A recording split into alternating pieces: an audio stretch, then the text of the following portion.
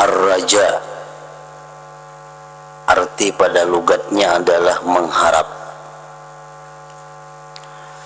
dan al-khawf, takut kepada Allah. Itu adalah dua sayap. Artinya mengharapkan rahmat Allah, takut dengan ancaman azab Allah, itu laksana dua sayap burung. Laksana dua sayap. Yang dengan dua sayap itu orang-orang yang mendekat kepada Allah terbang ke setiap makam yang terpuji.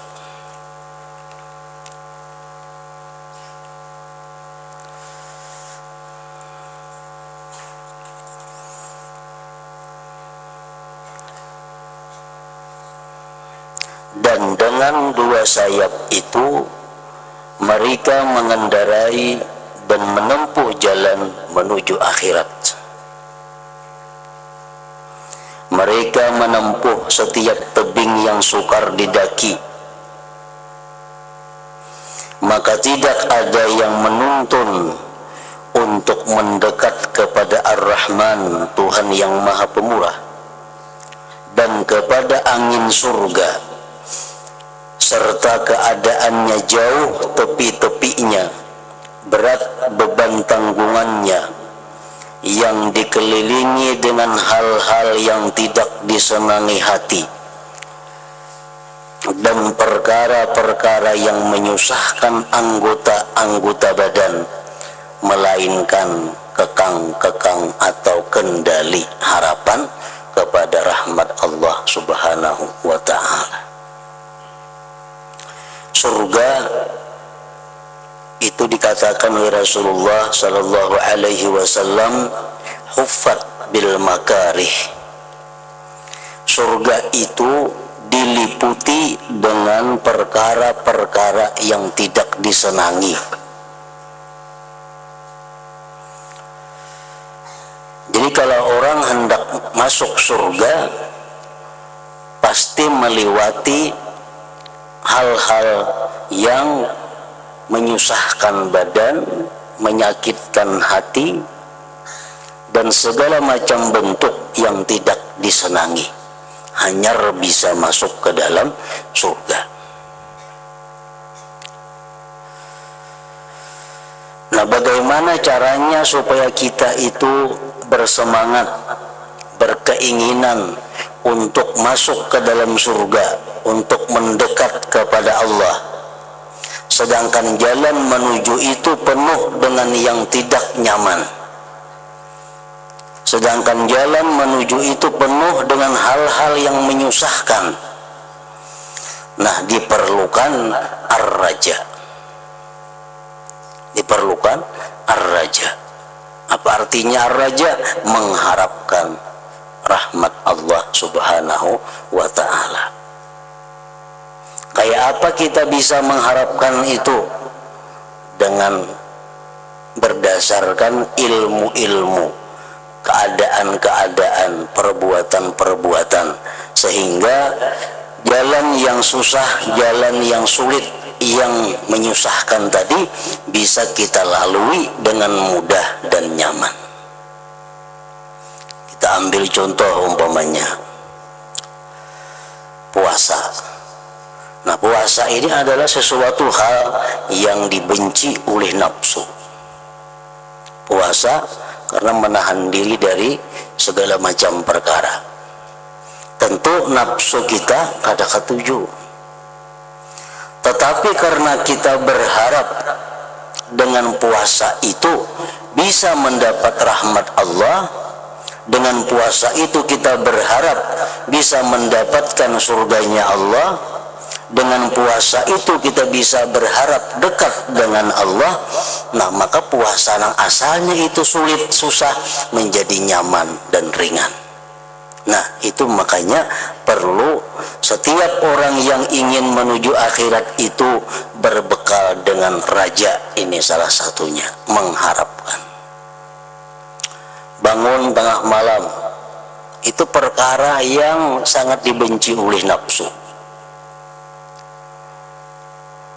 Tapi karena kita mengingat, karena kita mengetahui bahwa Rasulullah SAW bersabda, orang-orang yang senantiasa beribadah salat qiyamul lail itu dia akan bisa langsung masuk ke surga tanpa melalui hitung-hitungan, tanpa melalui hisab.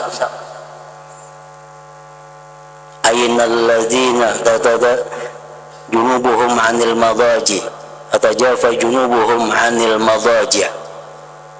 Di akhirat diseru, mana orang-orang yang renggang belakangnya daripada hamparan di malam hari, maka mereka dipersilahkan masuk surga tanpa melalui perhitungan. Nah, dengan itu kita bisa berharap, kita mengharapkan dengan ini qiyamul lail kita bisa melewati kesulitan-kesulitan padang mahsyar. Karena berharap itu sehingga qiyamul lail menjadi mudah, qiyamul lail menjadi nyaman. Nah, jadi jalan-jalan yang sulit, jalan-jalan yang penuh dengan kada nyaman tadi itu bisa mudah bila mana kita menggunakan raja ini, mengharap.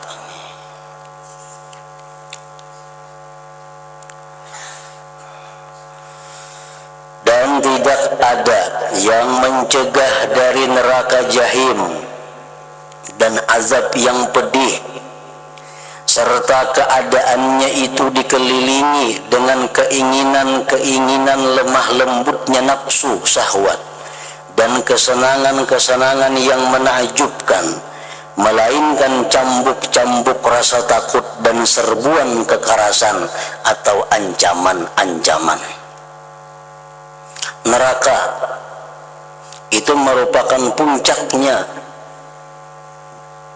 azab, puncaknya siksa itu berada di neraka. Seapapun penderitaan yang kita derita di dalam dunia ini, ada apa-apanya dibandingkan dengan neraka. Sepersen pun kada ada. Jadi neraka itu adalah puncaknya siksa, puncaknya kesusahan, puncaknya kesakitan dan macam-macam. Tetapi si neraka ini dikelilingi dengan hal-hal yang nyaman. Neraka ini dikelilingi dengan hal-hal yang mudah. Ditambah lagi banyak sekali neraka ini mempunyai orang-orang yang mengajak manusia masuk ke dalam neraka. Jadi mana dikelilingi dengan hal yang nyaman-nyaman, dikelilingi dengan hal yang sesuai dengan selera kita, ditambah lagi banyak yang membawai ke sana. Nah, untuk menghindari itu agar jangan sampai kita masuk ke dalam neraka, maka diperlukan adalah khauf, takut kepada Allah Subhanahu wa ta'ala. Dengan takut ini kayak apa aja nyamannya, sesuatu yang mengajak ke neraka itu akan bisa dengan mudah ditinggalkan.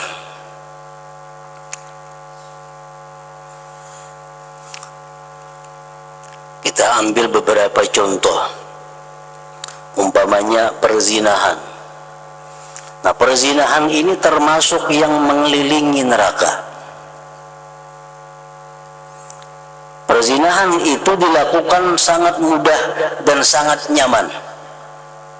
Kenapa? Karena banyak hal-hal yang membawa, yang mengajak kepada perzinahan itu. Nah, untuk menghindari jangan sampai terjadi perzinahan itu diperlukan takut kepada Allah. Nah, kayak apa supaya kita bisa takut kepada Allah dengan perzinahan tadi? Diperlukan ilmu pengetahuan yang menjelaskan tentang bagaimana akibat-akibat orang yang melakukan perzinahan itu. Kita ambil misal sabda Rasulullah sallallahu alaihi wasallam, "Ya ma'syaral muslimin," sabda Nabi kita, "ittaquz zina fa inna bihi sitta khisal, salasun fid dunya wa salasun fil akhirah. Wahai kaum muslimin, kata Rasulullah, jauhi, hindari, takutlah kalian akan perzinahan itu. Karena pada perzinahan itu ada mengandung 6 perkara. 3 perkara diberikan dalam dunia, 3 perkara diberikan di akhirat kepada mereka yang melakukan tadi. Fa'ammal lati fid dunya fa zahabu baha'il wajhi wa qisaru umur wa dawamul faqar. Orang yang melakukan perzinahan itu diberi Allah di dalam dunia, pertama hilangnya cahaya muka, hilangnya air muka. Orang-orang yang arif dengan Allah sangat tahu wajah orang-orang yang berzina itu, karena di wajahnya tidak ada air, tidak ada cahaya. Yang kedua, kisarul umur, pindik umur. Ini bisa diartikan pindik umur inilah kasmati, bisa diartikan hilangnya berkah umur. Umur panjang tapi kada ada manfaatnya. Yang ketiga, dawamul faqar, terus menerus berada dalam kefakiran. Artinya bisa orang ini fakir harta, bisa orang ini fakir hatinya, selalu merasa fakir, hatinya selalu merasa kurang dengan apa yang diberikan Allah. Nah, ini azab yang diberikan Allah di dalam dunia kepada orang yang melakukan perzinahan itu. Wa ammal lati fil akhirah, di akhirat 3 diberikan Allah. Pertama, fasuhtullah tabarak wa ta'ala, murka Allah. Yang kedua, wasu'ul hisab, dia akan menemui hisab yang jahat, akan diteliti detik per detik umurnya, akan diteliti kalimat per kalimat apa yang dikatanya, akan diteliti satu persatu apa yang dilihatnya. Nah, bila kita di akhirat itu dihisab dengan sangat teliti, pasti kita akan binasa. Bagaimanapun manusia itu ahli ibadatnya, kalau dia diteliti dengan teliti oleh Allah yang menghisab manusia, maka dia pasti akan gugur. Manukisa fil hisab udziba, siapa yang diteliti nanti hisabnya pasti akan diazab Allah. Nah, orang yang melakukan perzinahan di akhirat dia akan mengalami su'ul hisab. Yang ketiga, wal azab binnar, azab di dalam neraka. Zakarahu fil kabair, ini hadis dimuat dalam kitab Al-Kabair. Nah, jadi kita mengetahui itu membuat takut. Dengan takut, kalau kita mudah nyaman meninggalkan ajakan-ajakan yang mengarah kepada perzinahan tadi. Nah, jadi makanya tadi antara raja mengharapkan rahmat Allah, takut dengan Allah, itu laksana 2 sayap. Dengan raja kita rajin beribadah, dengan khauf kita jauh dari maksiat. Bila mana kita rajin beribadah, jauh dari maksiat, itu alamat kita sudah terbang, kita dekat dengan Allah Subhanahu wa ta'ala.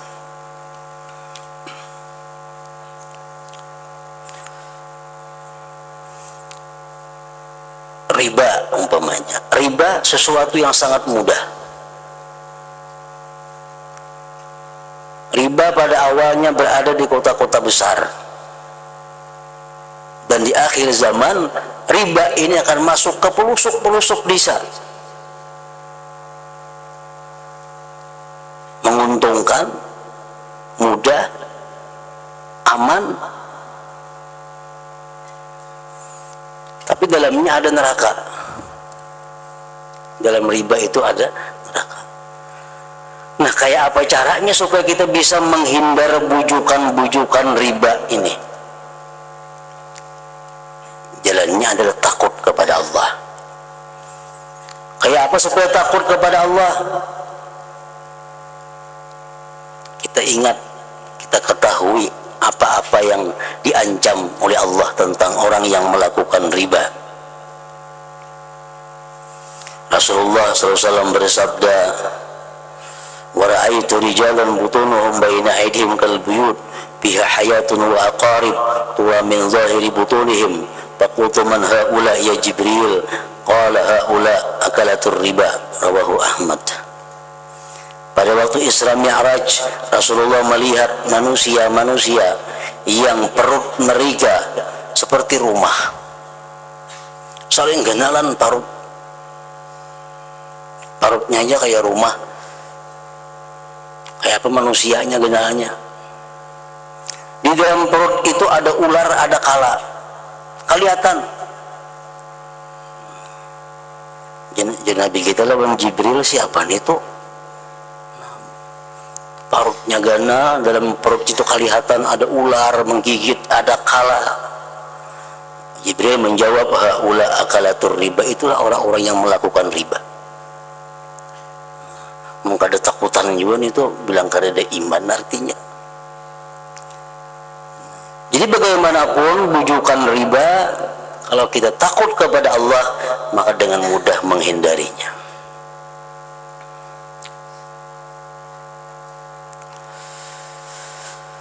Nah, maka dengan demikian tidak boleh tidak, daripada menerangkan tentang hakikat harap dan takut dan tentang keutamaan keduanya dan jalan perantara menuju penghimpunan keduanya, mesti seimbang, mesti bersatu dalam diri kita antara khauf dan raja itu,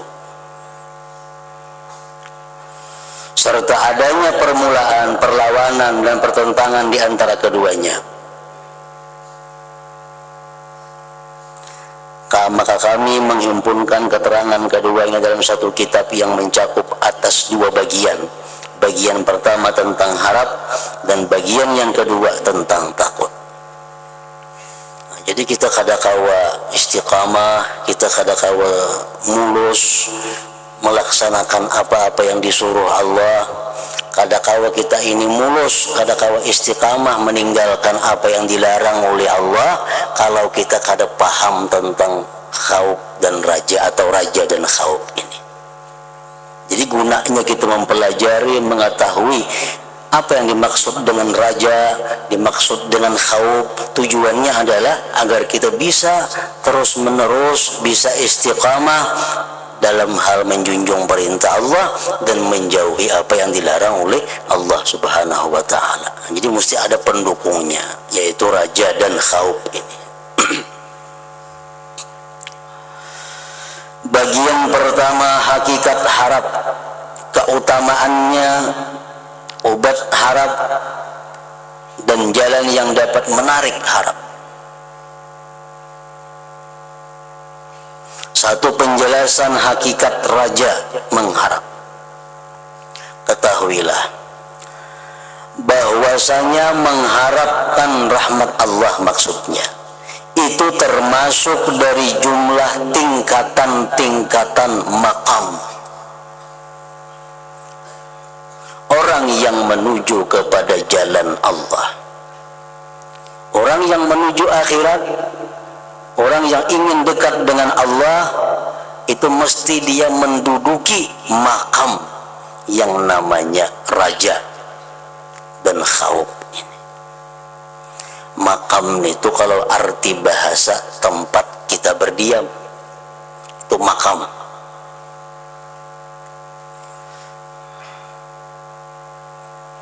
Sehingga kadang-kadang kuburan bisa disebut makam. Tempat kita berpijak bisa disebut makam, kayak makam Nabi Ibrahim, ya bukan kuburan sidin di situ, tapi itu tempat sidin berpijak. Kita diam di rumah kita bisa disebut makam kita. Nah, makam itu pada arti menurut bahasa artinya adalah tempat kita berdiam.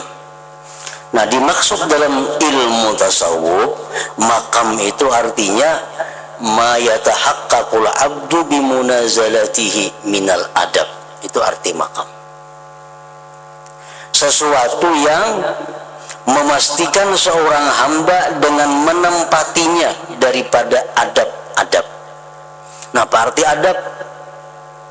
Adab itu artinya ma yuhmadu min qaulin wa fi'lin wa amal. Adab itu yang terpuji daripada perkataan, perbuatan, artinya adab. Kada beadab ya, itu artinya kada terpuji baik perkataannya atau tingkah lakunya. Nah, kalau kita sudah bisa menempatkan diri kita di sesuatu bagian dari adab, nah itu disebut adalah makam kita. Nah, jadi raja dan khauf ini adalah merupakan satu makam. Satu makam artinya satu yang harus kita tempatkan, yang harus kita tempati, dan kita kada boleh berpindah bergeser daripadanya kalau kita ingin menuju jalan Allah. Dan termasuk ahwal orang yang mencari jalan Allah. Kalau orang yang hanya mencari-cari jalan Allah belum menemukan, itu takut harap ini masih berupa ahwal, hal itu kalau menurut arti bahasa keadaan. Kaifa halu, bagaimana keadaan engkau, itu arti bahasa. Kalau dalam tasawuf, hal itu artinya adalah makna yaridu alal qalbi, sesuatu makna yang datang di dalam hati kita.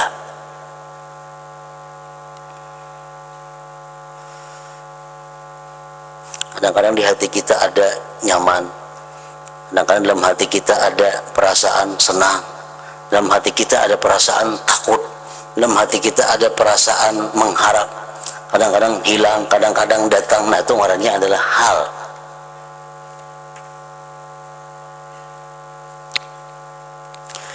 Dan hanya saja sifat itu dinamakan makam. Raja, khauf, itu sifat. Dinamakan makam apabila ia tetap dan berketetapan di situ. Dalam diri kita ini kada pernah hilang raja dan khauf itu, selalu ada. Nah, ngarannya itu makam, berarti kita berada di makam raja dan khauf.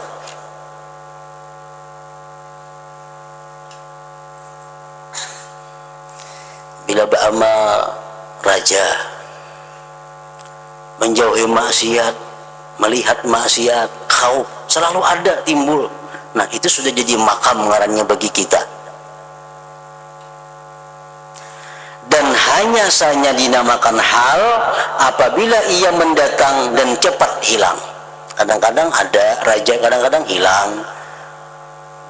Melihat maksiat kadang-kadang takut, kadang-kadang kada. Nah, itu ngarannya masih berupa hal. Datang, hilang. Datang, hilang. Itu masih berupa hal. Sebagaimana warna kuning itu terbagi kepada warna kuning yang tetap seperti warna kuningnya emas, dan kepada warna kuning yang cepat hilang seperti warna kuningnya pucat karena ketakutan, dan warna kuning yang diantara keduanya seperti warna kuningnya orang sakit.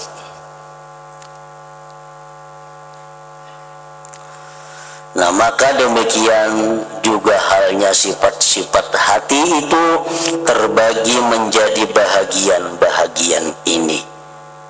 Maka yang tidak tetap dinamakan hal karena ia bisa berubah pada waktu yang cepat, dan ini berlaku pada setiap sifat dari sifat-sifat hati.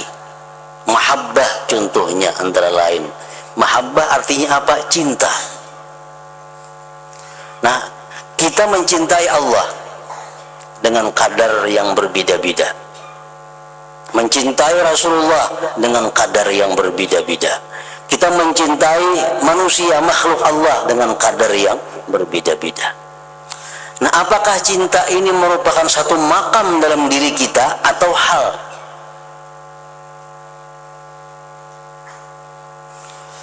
Ada orang itu cinta kepada Allah di waktu dia susah, waktu dia sakit.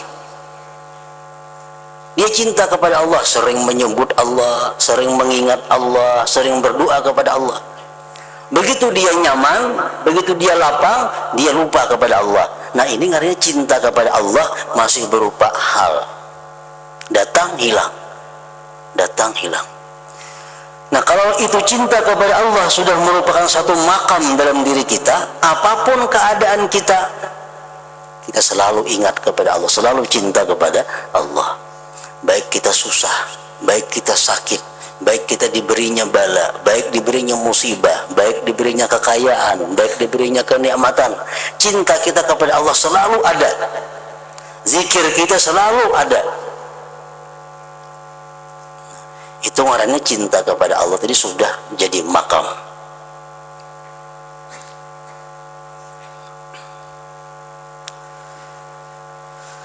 Dan maksud kami sekarang adalah hakikat mengharap, maka mengharap itu bisa sempurna dari adanya hal. Nah, hal sebenarnya keadaan, ilmu dan amal. Maka ilmu itu yang bisa membuahkan hal. Ilmu bisa membuahkan keadaan. Dan hal keadaan menuntut kepada amal.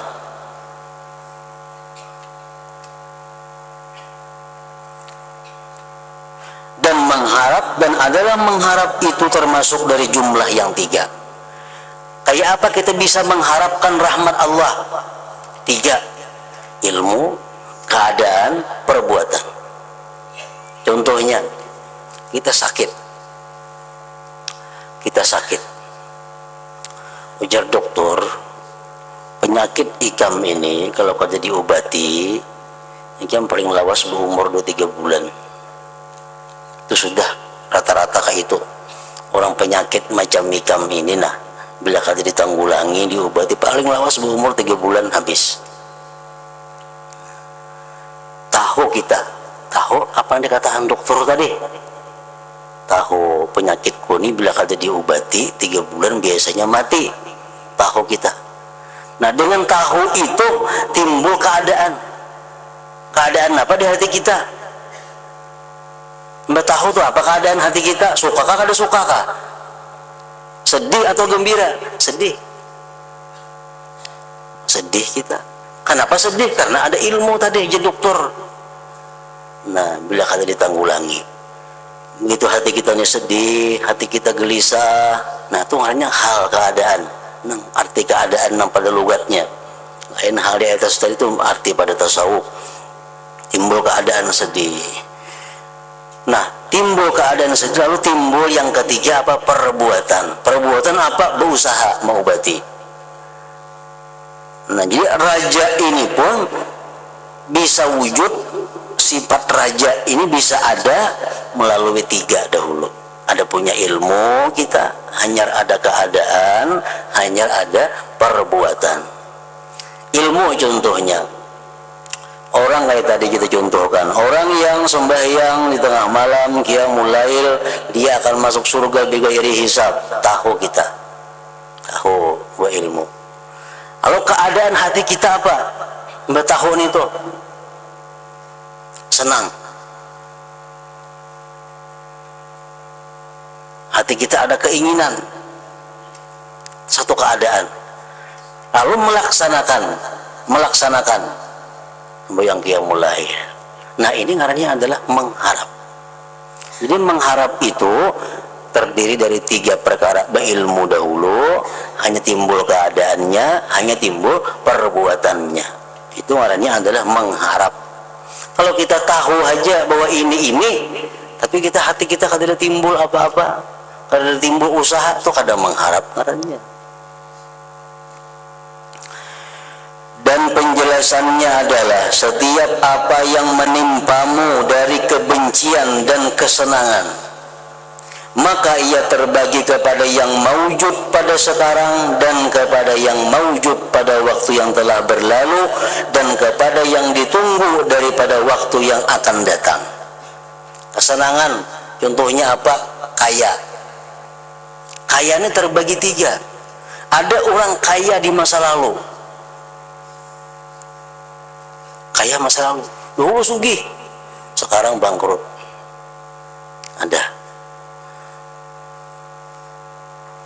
Ada kaya masa sekarang, ada kaya masa sekarang, ada kaya masa akan datang. Wah, ininya miskin, cumanya tahu masa akan datang bakal sugih karena ada berisi ini umpamanya. Nah, susah terbagi tiga. Ada susah masa lalu, dahulu sakit, susah hidup. Sekarang yang masa sekarang susah yang dihadapinya masa sekarang. Ada orang nang susahnya di masa akan datang. Contohnya lagi 3 bulan aku semua hartaku disita orang, hutang sini situ banyak, jaminannya rumah, jaminannya perumahan, kebun, sepeda habis dijaminakan, maka kalau bayar lagi 3 bulan habis disitai orang semuaan. Itu susah masa akan datang. Nah, maka apabila terbayang kejadian yang ada pada waktu lalu, maka ia dinamakan ingatan dan kenangan. Terjadi telah lalu, ngarannya kenangan. Dan apabila kejadian itu terbayang di hatimu wujud pada masa sekarang, maka ia dinamakan perasaan. Sekarang ini sugih, desa ya bujur-bujur, perasaan ngarannya. Karena sesungguhnya ia adalah sesuatu keadaan yang kamu dapatkan pada diri kamu. Dan jika terlintas di hatimu akan adanya sesuatu pada masa mendatang, dan yang demikian itu menguasai pada hatimu, maka yang demikian itu dinamakan intizar dan tawakku, sesuatu yang mungkin terjadi. Ngarannya penantian. Nah, akan datang disebut intizar, penantian.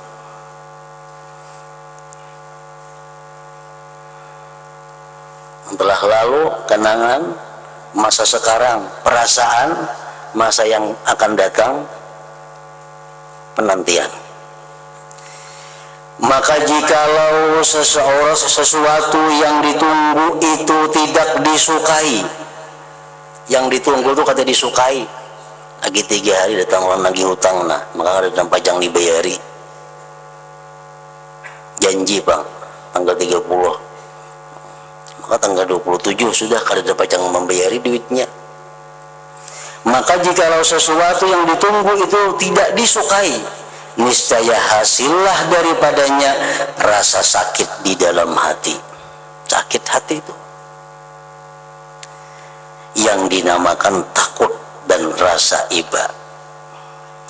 Dan jikalau sesuatu yang ditunggu itu dicintai, yang bisa diperoleh dari menunggu dan keterkaitan hati dengannya, dan menetap adanya di dalam hati, adanya lezat dan kesenangan hati, maka dinamakan kesenangan hati itu raja mengharap.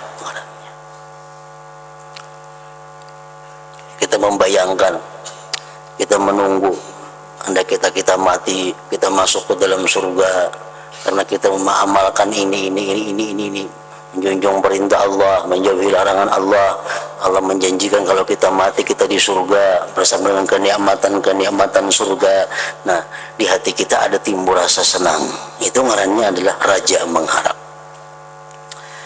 Karena raja adalah kesenangan hati karena menunggu sesuatu yang dicintai di sisinya.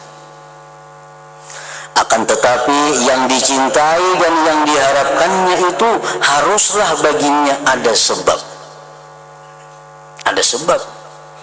Maka jika tungguannya itu karena hasil kebanyakan sebab-sebabnya, niscaya dinamakan raja, harap padanya adalah benar. Aku ini berharap masuk neraka, berharap masuk surga, membayangkan kenikmatan surga, dan sebab-sebab ini dilaksanakan, perintah-perintah Allah, larangannya dijauhi, berharap masuk surga. Nah, ini ngarannya raja yang benar. Dan jikalau yang demikian itu tungguan serta adanya rusak dan kacau sebab-sebabnya, maka nama tipuan dan kebodohan itu lebih tepat padanya daripada nama raja. Mengharapkan dapat ampunan Allah, tapi gawian maksiat, tobat kada, minta ampun kada, berharap dapat rahmat Allah, itu ngarannya adalah kebodohan dan tipuan. Dan jikalau sebab-sebab itu tidak diketahui adanya dan tidak diketahui tiadanya, maka namanya tamanni, angan-angan, itu lebih tepat atas tungguannya, karena menunggu-nunggu dengan tanpa ada sebab. Jadi akan datang tadi hal-hal yang nyaman, hal-hal seperti rahmat Allah, kita menunggu, kita menanti dapat rahmat Allah, dapat surga. Itu ada 3 perkara. Pertama, raja. Kayak apa raja ini? Kita menunggu surga serta berusaha jalan ke surga. Menunggu surga tapi berjalan-jalan ke neraka, itu ketipuan ngarannya, kebodohan. Menunggu surga tapi kada beramal, itu ngarannya adalah tamanni, angan-angan. Dan atas setiap keadaan maka tidaklah dipakaikan nama raja dan khauf kecuali atas apa yang diragukan padanya. Raja mengharap itu digunakan kepada hal-hal yang belum pasti. Adapun yang dipastikan maka ia tidak dipakai. Kepada hal yang pasti itu kada raja ngarannya, kada khauf ngarannya. Karena tidaklah akan dikatakan saya mengharap terbitnya matahari, kada mau. Kenapa? Karena matahari pasti terbit esok pada waktu terbit. Dan saya takut terbenamnya matahari pada waktu terbenamnya, kada mau itu, karena terbenam matahari pasti terjadi. Karena yang demikian itu sudah dipastikan dengannya. Namun dikatakan orang, saya mengharap turunnya hujan. Nah itu bisa, karena hujan kada pasti. Dan saya takut akan berhentinya hujan, itu kada pasti. Kita berharap masuk surga. Kenapa? Karena kita kada pasti. Walaupun kita sudah beramal, sudah beribadah, sudah menjauhi yang haram, pastilah kita masuk surga, kada pasti. Kalau ngarannya kita berharap. Sesungguhnya telah diketahui oleh orang-orang yang mempunyai hati nurani bahwasanya dunia adalah kebun akhirat, tempat bercucuk tanam. Hati itu laksana bumi dan iman itu laksana bibit yang ditanam padanya. Maka taat itu berlaku laksana berlakunya membulak balik bumi, membersihkannya, dan laksana penggalian sungai dan mengalirkan air sungai itu kepadanya. Iman itu laksana bumi, hati laksana bumi, iman laksana bibit yang ditanam. Bibit ditanam. Taat, sembahyang, baca selawat, baca zikir, itu laksana kita menyiram, merumput, macam-macam, memupuki. Dan hati yang menuruti hawa nafsunya dengan dunia dan tenggelam di dalamnya, ia seperti tanah yang bergaram yang tidak tumbuh bibit padanya. Maka hari kiamat itu adalah hari panen, dan seseorang pun tidak ada yang bisa memaninnya kecuali bagi orang yang telah menanamnya. Maka tidak ada tanaman yang bisa berlipat ganda kecuali dari bibit iman, dan sedikit sekali manfaatnya iman beserta jahatnya hati dan jeleknya akhlak. Seperti halnya tidak bisa tumbuh meningkat bibit yang ditanam di bumi yang bergaram. Maka semestinya lah bahwa dikiaskan harapannya hamba akan ampunan dengan harapannya orang yang menanam tanaman.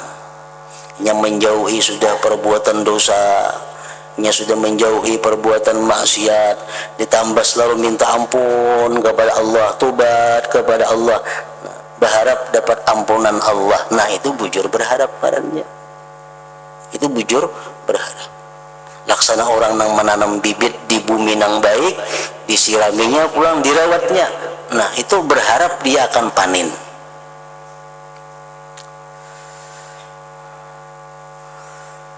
Maka setiap orang yang mencari tanah yang baik dan ia menaburkan bibit yang baik, di mana bibit itu tidak busuk dan tidak terkena bubuk, kemudian bibit itu dirawat dengan sesuatu yang dibutuhkannya, yaitu dengan mengalirkan air pada waktu-waktunya, kemudian dibersihkannya dari duri dan rumput dari tanah dan dari setiap apa yang bisa mencegah tumbuhnya bibit itu atau bisa merusaknya.